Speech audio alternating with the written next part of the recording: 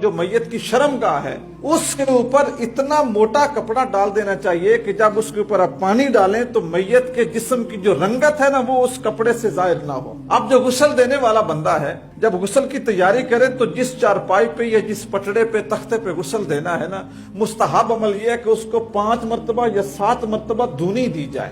آگ رکھ کے آگ کے اندر خوشبودار پتے پھینک دیے جائیں یا کوئی خوشبو پھینک دی جائے اور اس کو خوشبو کی دھونی دے دی جائے۔ دھونی دینے کے بعد پھر اس تختے کے اوپر میت کو لٹایا جائے۔ جس نے غسل دینا ہے اپنے بائیں ہاتھ کے اوپر وہ کوئی کپڑے کا دستانہ یا کپڑا لپیٹ لے، کپڑے کا دستانہ یا کپڑا لپیٹ لے، اور جو میت کی شرمگاہ ہے اس کے اوپر اتنا موٹا کپڑا ڈال دینا چاہیے کہ جب اس کے اوپر آپ پانی ڈالیں تو میت کے جسم کی جو رنگت ہے نا وہ اس کپڑے سے ظاہر نہ ہو۔ اصل پردے کا اصول بھی یہ ہے، زندہ کے لیے بھی ہم جو کپڑا استعمال کرتے ہیں، لباس، یہ صرف فخر کے لیے استعمال نہیں کرتے، پردے کے لیے استعمال کرتے ہیں، مرد بھی اور عورت بھی۔ وہ عورتیں جو باریک لباس استعمال کرتی ہیں جس سے ان کے جسم کی رنگت واضح نظر آتی ہے، یوں سمجھیں کہ لباس پہننے کے باوجود وہ بے پردہ ہیں اور حرام کا گناہ کما رہی ہیں۔ اسی طرح میت کا حکم بھی ہے، اس کی شرمگاہ کو دیکھنا، اس کی شرمگاہ کو چھونا اتنا ہی گناہ ہے جتنا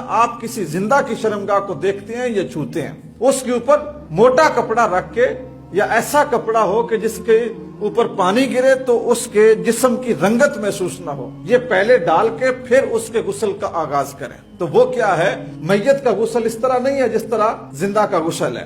زندہ کا غسل کیا ہے، پہلے ہاتھ دھونے اپنے گھٹنوں سمیت اور پھر اس کے بعد کلی کرنا، ناک میں پانی ڈالنا اور پھر سارے جسم پہ پانی بہانا۔ زندہ کا غسل اس طرح ہے، میت کیسے نہیں ہے۔ میت کے ہاتھ پہلے دھونا ضروری نہیں ہے، اسی طرح اس کی کلی کروانا، ناک میں پانی ڈالنا، یہ چیزیں ضروری نہیں ہیں۔ آپ روئی لیں یا کوئی کپڑا لیں اور اس کپڑے کے ذریعے اس کے ہونٹ اور اس کے دانت جہاں تک آسانی سے وہ کپڑا گیلا کر کے نتنوں میں اور اس کے منہ پہ لگا کے صاف کر دیں، بس کلی بھی ہو گئی اور ناک میں پانی بھی چلا گیا۔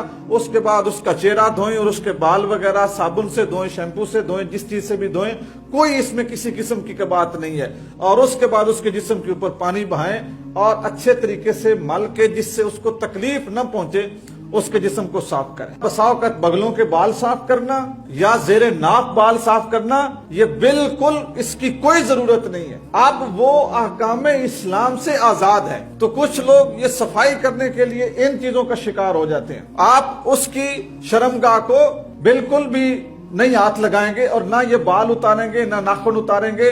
بڑے آرام کے ساتھ اس کے جسم کے اوپر آپ وہ پانی بہائیں جس میں بیری کے پتوں کو جوش دیا ہوا ہے۔ جب آپ پانی بہا لیں اور اس کے جسم کو آپ صاف کر دیں، سب سے آخر میں، یعنی پہلے اس کا طریقہ یہ ہوگا کہ بائیں طرف سے اس کو دائیں طرف کریں اور اس کی پیٹھ کے پیچھے بھی پانی بہائیں، پھر دائیں سے بائیں کریں اور پھر پانی بہائیں۔ 2 مرتبہ پانی بہانے کے بعد پھر آپ اس میت کو تھوڑا سا اٹھائیں، پیچھے سے بٹھائیں، جس طرح بٹھانے کا انداز ہوتا ہے، بٹھا کے اس کے پیٹ کے اوپر جو ہے نا وہ ہاتھ لگائیں۔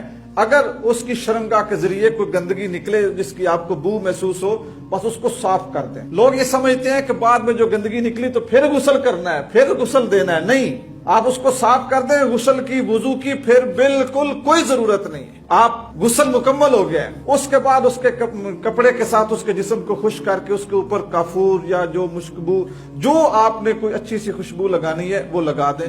اور بسا اوقات اگر ممکن ہو تو بہتر یہ ہے کہ کافور والا جو پانی ہے نا، آخری مرتبہ اس کے ساتھ اس کو غسل دے دیں کہ اس کے جسم پہ کچھ نہ کچھ خوشبو جو ہے نا وہ باقی رہے۔